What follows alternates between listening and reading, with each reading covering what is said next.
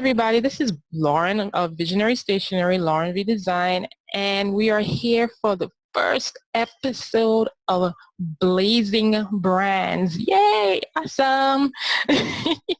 So first off, I want to thank you for joining me. Thank you for being here and listening. It's awesome to have you here. It's awesome for you to listen to my podcast. Yay.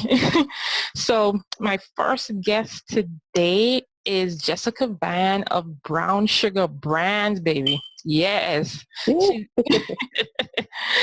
going to tell all of us about her awesome business, how she got started, some awesome tips that we could learn about being in a creative space, being a creative entrepreneur, and just how you can go out there and just have the most blazing brand possible for your business and for your life, because life is business and business is life, right?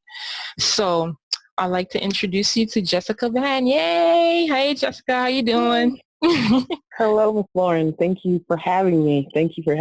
I'm so excited. That's awesome. That's awesome. So just for a quick thing, just to tell us who you are and more about your business, how you got started. Well, I am Jessica Vann, and I am the CEO of Brown Sugar Brands. We are the premier branding agency for women of color worldwide, and I help entrepreneurs, recording artists, public figures, just anybody that's looking to build their brand professionally or personally, to help them build solid brands from concept to fruition. And I started actually 5 years ago. January will make 6 years that I have been in business for myself. I've always been the type that was kind of rebellious. Even my dad, I feel like my dad was the catalyst that put my mind towards entrepreneurship. I started, like I said, five years ago, and I was going to a school where they give you a laptop and they give you a MacBook Pro, and I did not complete the courses, but I did have a laptop, like I said, with a full Adobe suite. And so I taught myself graphic design. And I went to YouTube University and just, got up under some people that I felt like were mentors from afar.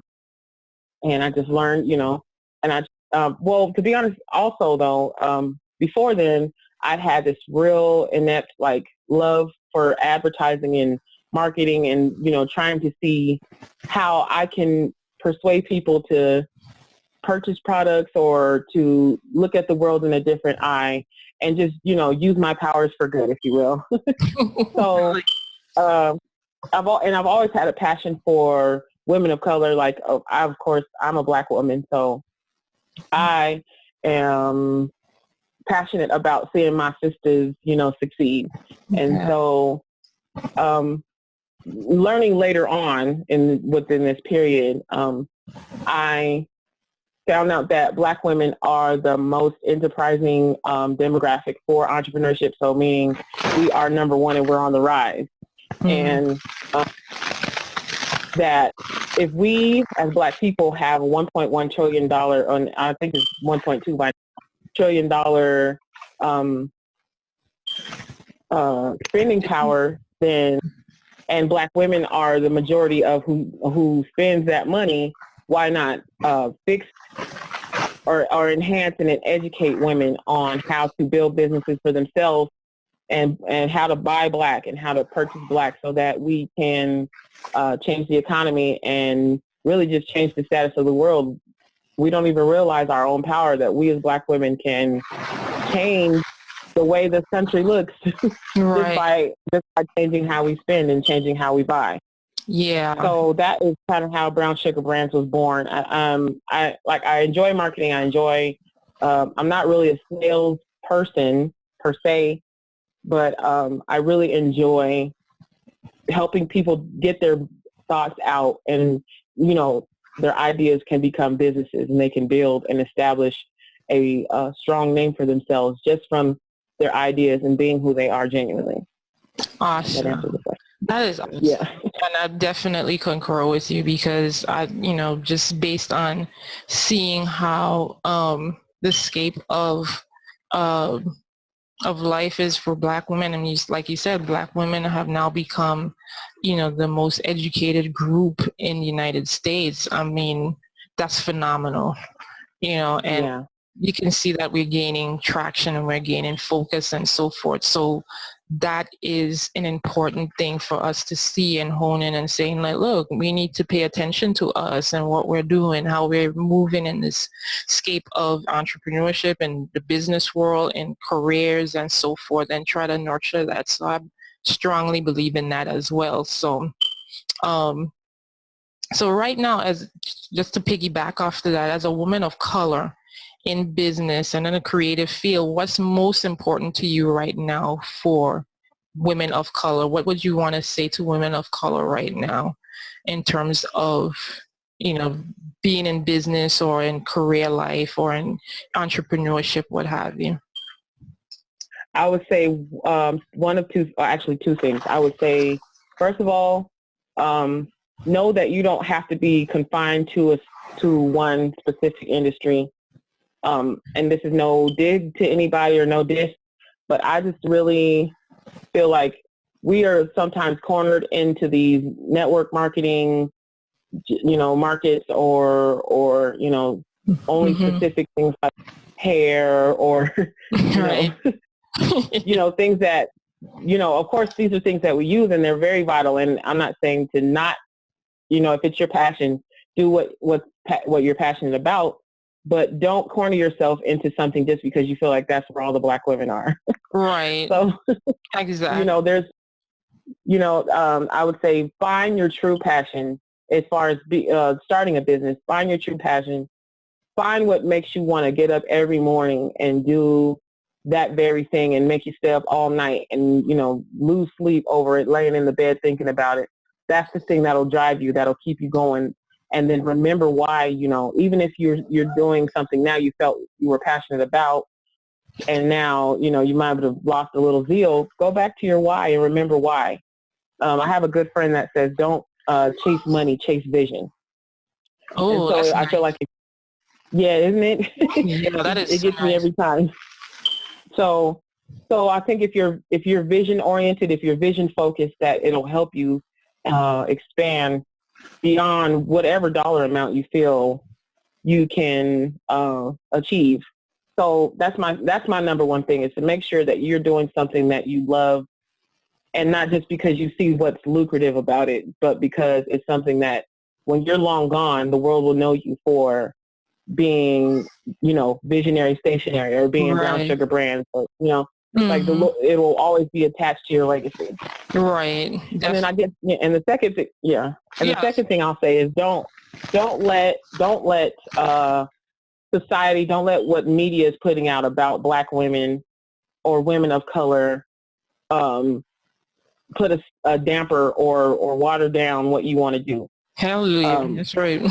yeah, because Yeah. I was just reading yesterday about I was reading an article about how, I didn't really read it all, but I was looking at the title and just kind of raced through it, kind of went through it.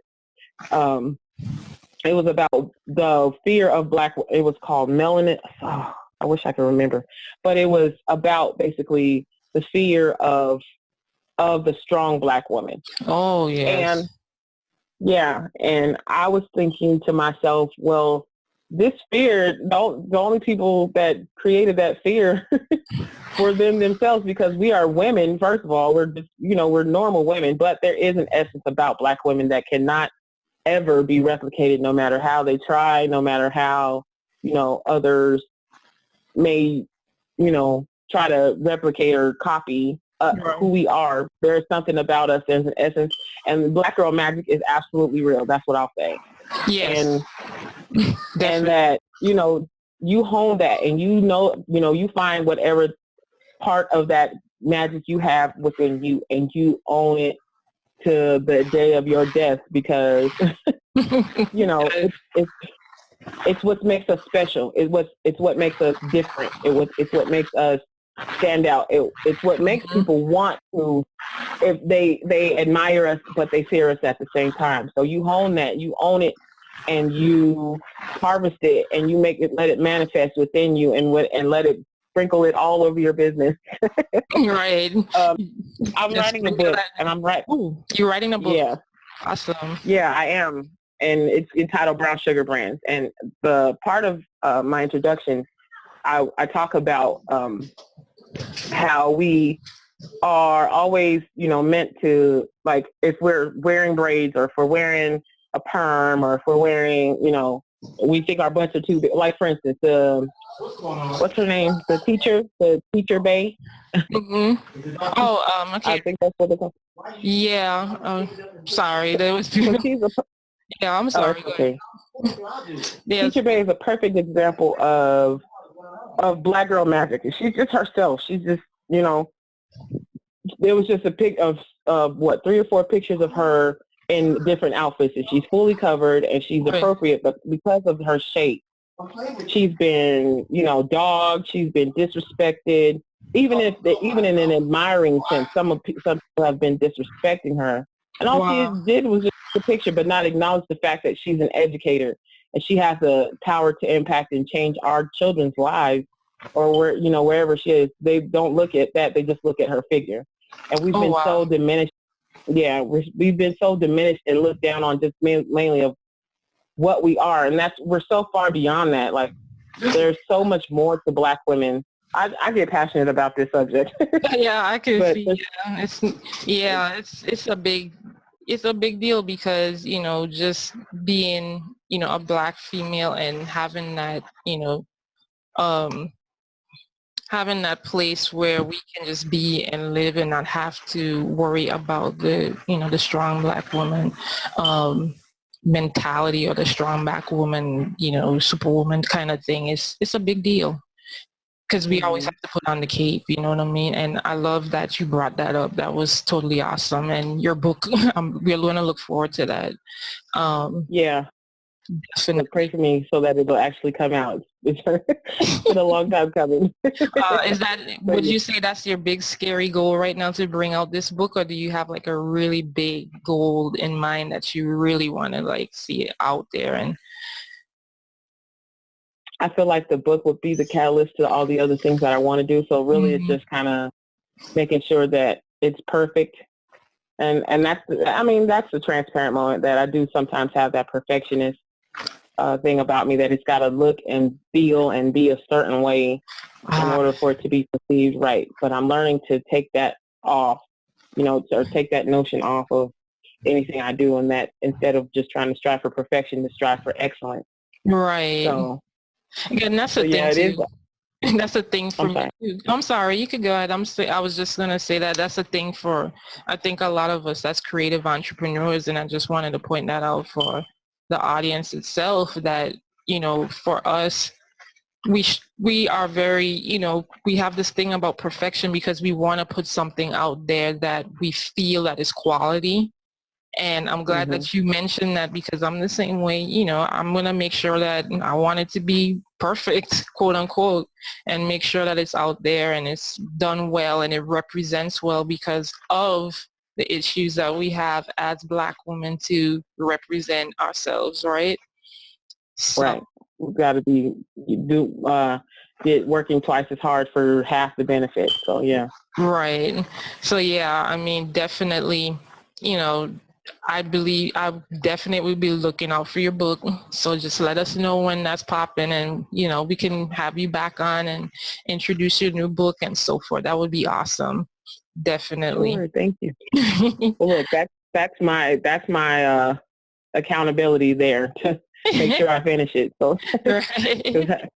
Awesome. How many people are going to hear this? Yeah. Right. I'm going to be looking for it. Right. So thank you. Oh, no problem. No problem at all. So, what are 3 qualities you feel that has gotten you here today in terms of being the branding specialist, a branding expert? What 3 qualities has gotten you here at this point? Being that I am a believer, I'm going to definitely say God. That God brought me. God gave me, this creativity. God gave me the idea to even do this. And he also put the passion in my heart for, women of color, or just to see business thrive, period. Two, I would say, would be my creativity. I think that it's something that we as creatives don't realize the power of creativity. I was telling a friend of mine that creatives go through so many ups and downs because we are, if we're all in the image of God, creatives are that are the ones that look most like him, and we are most like his traits. He is the creator, so we're like the creator junior. Right. So it's difficult. We go through so much because we are literally, if not, crafting absolutely from absolutely nothing, then we're taking something and modifying it, or using our innovative senses to make it better. So I would definitely say that is my creativity is something, and then resilience, because as much as I wanted to kick this business to the curb, I keep going back to my why, and I keep remembering, That's right. this is why I'm doing this. First of all, I have it kind of almost makes me sick to think about going back to work at some call center or and that's not dissing anybody that does it. Get your coin. But I just have this thing, I really feel like my dad, like I was telling you, my dad really put that in me at a young age, that you will not be able to have to be up under somebody. You have to be your own boss. Right. So I really think that resilience and, especially just entrepreneurship is not easy at all. People think I think Facebook is kind of giving us this glow or this fog or this misperception of, I don't know the word, of reality. Yeah, and we're making up our own words. It's all right. You know what I'm saying? we have this vision of grandeur about entrepreneurs, but it's also it's two-way, because entrepreneurs that are successful or have been successful will kind of, hide the struggle or keep away, they don't really show the transparency of being an entrepreneur, and that, of course you'll have that passion in those sleepless nights, but some of those sleepless nights are questioning if this is what you're supposed to do, or if it's really your why, or yes. Yeah. So I would say definitely my resilience is, God-given, definitely, but my resilience is what brought me even to this point and will continue to bring me further. Awesome. And I'm glad that you brought up in terms of being an entrepreneur and how difficult it is, and how people, like you said, Facebook and social media kind of puts this gloss over the entrepreneurship world, and creative entrepreneurs, and make us think that we're sitting down on the beach eating coconuts with our laptops or something, and and not doing any work. But there's many sleepless nights, there's many tears, there's many issues and so forth. For me, I know you probably heard the Grand Central station that was behind of me. Yeah. So, I have. Trust me, I'm here now trying to make sure that nobody comes in and just randomly talks to me too. So I'm there with you. Yeah, so in terms of that, which is a good segue to my next question, being as a woman, you have family, you have kids, stuff like that. How, first of all, do you believe in work-life balance, and what is your take on that? How do you handle it? That's a good question, because I'm still trying to really find it out myself. I definitely believe that there should be work-life balance. I see a lot of women that can do it. Two of my mentors definitely do it.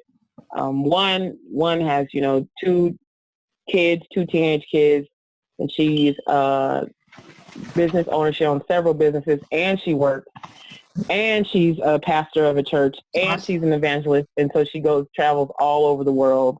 Wow. Literally all over the world. Last year before last, she was in India and Malaysia. And so, it's possible. Yeah. Oh, It is but the possible. question is, how well do we execute it? Is a good question. But Right. I would say just, when you for those of us that are mothers, when they say when you sleep or when they sleep, you sleep. It's kind of like that. When they're away, you work, or when they're when they're asleep, you working, or find those Yeah. little times. But I would definitely say don't don't become slaves to your client, because Mm. that is absolutely possible to do. And what I mean by that is this: you're you become overwhelmed and wanting to make sure that you have the best client or the best customer service possible, that you become literally slaves and bending over backwards for people that are just looking for just the genuine you, the person that you are. So don't become a slave. Don't spend all your time or push away your kids or push away even time for yourself for the sake of making somebody else. Right. Put it this Yeah. way. Put it this way. Something that's not your life is your priority. You're number one. Your life, because you cannot you Yeah. can't do it. Whatever you do, you can't do it if you're dead. Number one. Mm-hmm. Number two, people are just looking for what you can provide for them. They don't really, and I won't say that everybody's like this, but there's people that really don't. They're selfish and they're taking their priorities first. And so what you do for them is just only a part of making sure they get their priorities done. They won't remember that your time is valuable and precious as well. So just Right. make sure you don't, become a slave and to customer service. Provide the best you can, provide it as best you can, but make sure you prioritize your business. Once you set your, oh my gosh, I cannot say this enough. Set Yeah. yourself some business hours. Even if you're working, of course you're an entrepreneur, you're going to be working random crazy hours. I was just up till about 3 or 4 this morning. And so, you know, I've been doing that for a couple of days now, but set yourself business hours and don't feel guilty about setting them and not answering an email or Right. answering a phone call or somebody inboxes you on Facebook. Set deadline guidelines for yourself. That's the key to life work balance, is setting those guidelines and setting boundaries for what happens and what can come in. Like, you can't be friends with everybody, sadly, Right. because I'm the I'm the Disney movie. Oh, everybody's friends. I'm like the Barney show. Everybody Yeah, needs to be everybody friends. friends. Yeah, love everybody, but that's not the case. Yeah, definitely. It's like, yeah, not everybody. Yeah, You have to set that standard, and that's definitely true. And I can't emphasize that enough. Like, for me, I'm getting more into automation and so forth, and making sure that I can have things automated so that I can have that work-life balance of being able to have things just, the little things that would take up your time and you don't realize it takes up your time, like emails that you're talking about and, Facebook, responses and what have you. I'm just like, okay, if I could get this automated, I could focus on something else or I can, right. delegate it. Yeah. So I definitely love that response because it is so important that Yeah, we try to, because we have this life and this is the life that we have right now, and if we don't try to make the best of it and just live our life right now in the way we can, then what else is there right now? So all we can right. do is make sure that we establish some form of balance where we're enjoying the life that we're doing and we're enjoying the work. So that's, to me, Right. like you mentioned, just the key to the work-life balance. Awesome, awesome. So we're gonna come to the last couple questions. Really, like just fun questions, kind of blitz questions, just to get to know you. And also, before we do that, what do you have going on right now? What is something that you really want to give a key takeaway, some tips, strategies, and what are you offering currently so that our viewers, our listeners can get in contact with you so that they can get these awesome brands from you, these brown sugar brands, baby? um, Let me first say, a brown sugar brand is not just being a brand, but it's a lifestyle. Like I intend to position this as a lifestyle. Like I want to hear women saying, "I am a brown sugar brand." Like Yeah. once you read this book, you'll understand. Matter of fact, I might even send you my introduction so you can. That would be awesome. Yeah.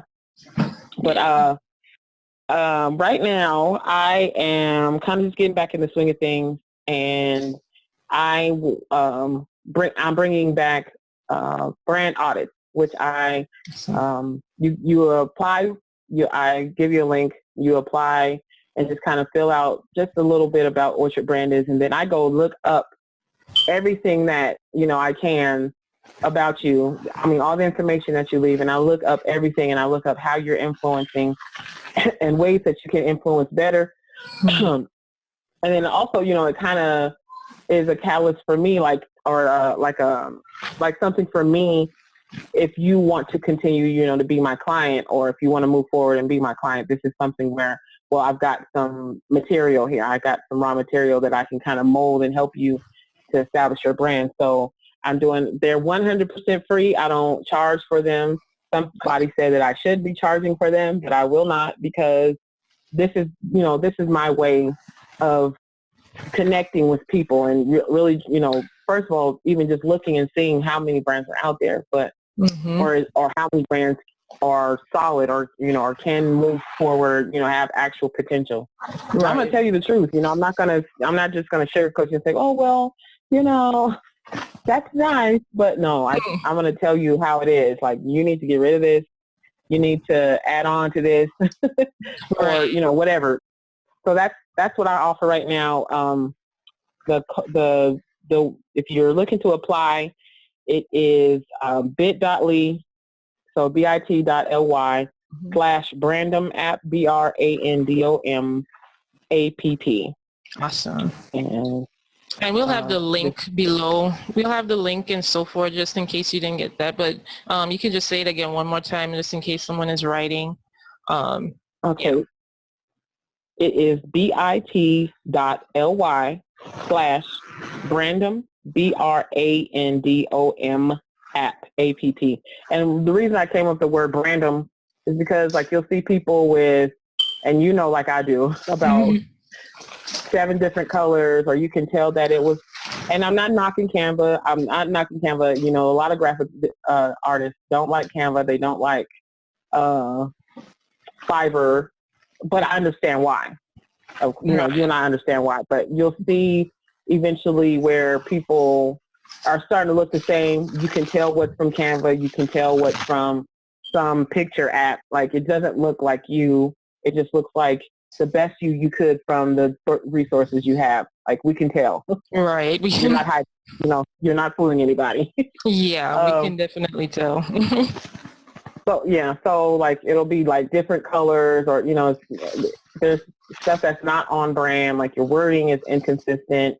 You can see that like, there's a lady that I kind of follow from a distance, that at one point she was just kind of this goody two-shoes girl, and she was nice and pleasant.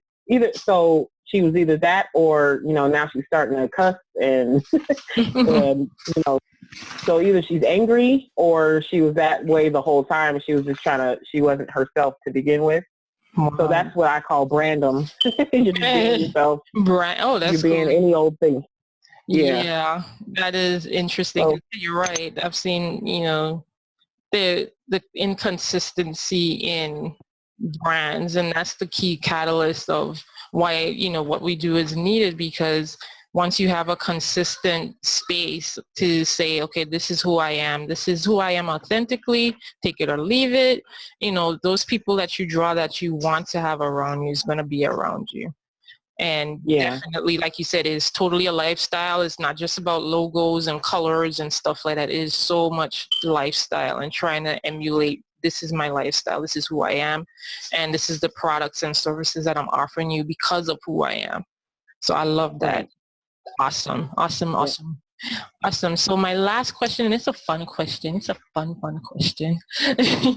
um, if your favorite celebrity had to knock on your door right now and they demanded that they wanted to work with you, I have to work with Miss Jessica Vann.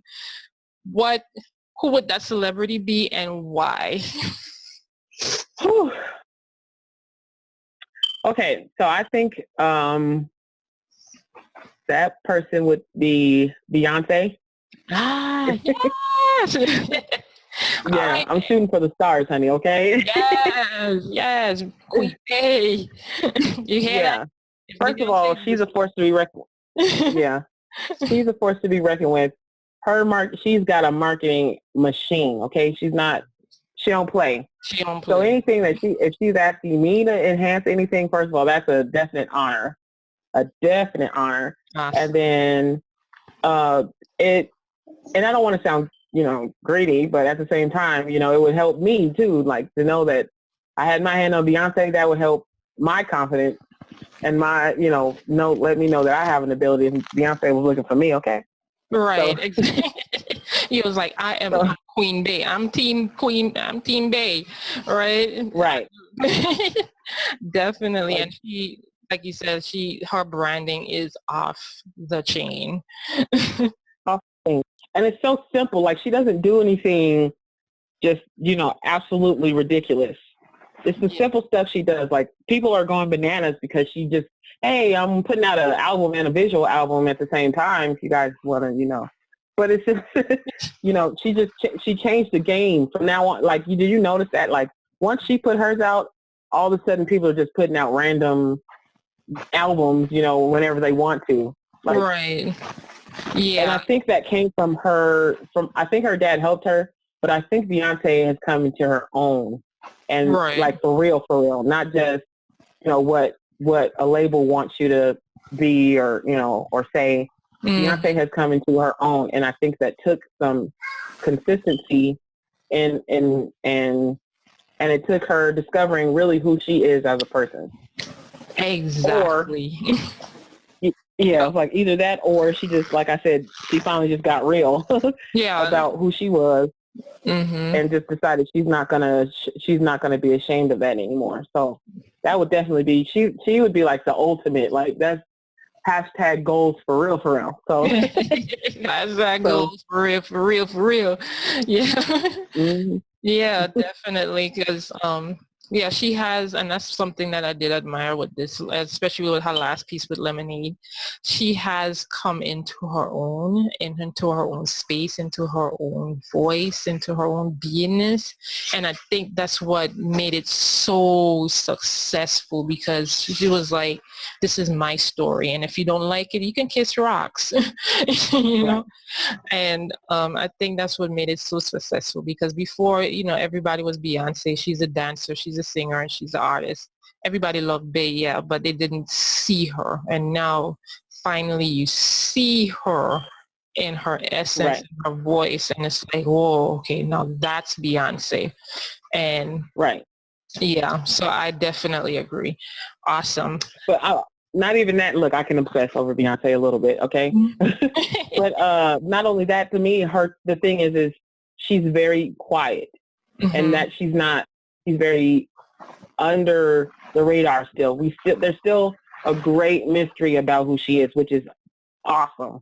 Like Right. to me, like I mean, we want to know everything, but she's in control. That's I put that on them. I was thinking about that the other day, and I put that on my Instagram story Oh, cool. about what really is branding, because we were talking about that earlier. But it's Hmm. not in a logo. It's not in just the words you say or your website or stuff like that. I said to sum up branding, I think in one word would be influence. Mm. And I think that she has the power. She's still in power and in control of her influence Right. over people and over like she gives you what she wants to give you. It's not let me give it because I want to. There's another brand and I don't want to disrespect, but there's another like Kim Kardashian or those along those lines. or even some of these people that are on these reality shows, they're not in control of their influence like Beyonce. And I Right. mean that like they're kind of selling themselves for influence. Right. Exactly. And I where Beyonce is, huh? Oh, I said I totally agree. You're right. They are selling themselves for influence, and I'll call them out. Kim Kardashian, yeah, she's selling herself Yeah. for influence. I'm gonna say it. Right. Well, I mean, and I don't mean it like, no, I mean it like that. They're pretty much prostituting themselves for influence, but in reality, that's not influence. Mhm. That's just that's kind of how you turn into a circus monkey. But Look at yeah, me, look at me, look at pay me. your Look fee and look at me. right, Yeah. and it's not like, and that's the key. Like you said, the influence and the catalyst that you bring to create a legacy for new generations. What is the legacy that you're trying to put out there, right? Right. And Right. Beyonce has established her legacy, so we have to figure out now, that's the things for the new generation to think about. What is the legacy that you want to put out there? That's your brand, that's your message, Yeah. that's what's going out there. So What awesome. is, well, yeah, what's the impact? Oh, I'm sorry. Oh, I'm sorry, go on ahead. Go ahead, go. Um, this last, yeah, if I can leave you with something, like you said, what is the impact that your life will have long after you're gone? Right. We are still obsessing over Tupac, and Tupac has been dead almost longer than he was alive. I know. And so, what is that? What is your message? Would be your influence long after you're gone? You think even Elvis, like to the point where people are in disbelief that Elvis is even dead, or Right. Tupac, or or even Prince. Like the world was shook when Prince died I because, know. Yeah.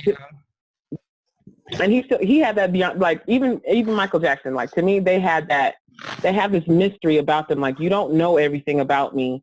You want Right. to, but I won't allow you. But the stuff that I give you is out of sight and amazing and excellent every time. I'm executing, the best me that you're gonna ever get because this is all I'm giving you. Right. Like so. That's But to awesome. me, that's good. You want to leave people wanting more. Or Exactly. even if there is no more, even if there is no more to Beyonce than what she gives, which I doubt, if there's no more to her, even what she gives or what, Prince gave, what they put out is enough to make us want more or to make us perceive that there is more. More. So yeah, Definitely. it's okay to have a little element of mystery in of your brand, of who you are. Yeah. And it's necessary because like you said, if you give all, you just have everything out there, then people will be like, okay, I've seen it all. I'm coming, I've already gotten to know. And some people will just follow you because they know you, but they want to know more. They want to know what's coming up next. What's the next thing? What's happening? What's coming? So having that element of not, revealing just enough and having control of that, like you said, is awesome. Awesome. Yeah. Awesome. I love this interview. You are amazing. You're an amazing designer. You're an amazing Thank brand you. specialist. It was amazing talking with you. I had a blast. I'm definitely honored. Yeah, I'm definitely honored. I'm definitely honored. This was amazing. So, and you're the bomb too, girl. So don't. Ah, thank you. Yeah, Thank you. yeah, And that's why I had, even though, and I wanted to show that for us, being in the same space, even though we're artists, we're creative designers, we're branding specialists, it's okay. It is okay. I'm going to let this point out this to y'all right now as we leave. It is okay to be in the same space and be hmm respectful to each other in the same space. It doesn't have to be hmm where we're catty and it's like, oh, that's my competition. Hey, it don't have to be that way. I can embrace her, and just love her brand and love where she's going, and she can do the same for me. It's all about mutual respect. It's all about trying to build each other up to what we can do and working together to create something awesome. right, And right. I mean, because it's sisterhood over anything. We can't. I mean, you can't do it. on our own. No man's an island. No woman's an island. So, Right. Exactly. I mean, yeah. So I'm excited. I'm excited for you too. So awesome. Thank you so much for joining, and thank you listeners for tuning in and listening to the first one. Yay! and, Yay! and I'll see you again on another edition of Blazing Brands. Thank you so much for joining, and I'll talk to you next time. Later.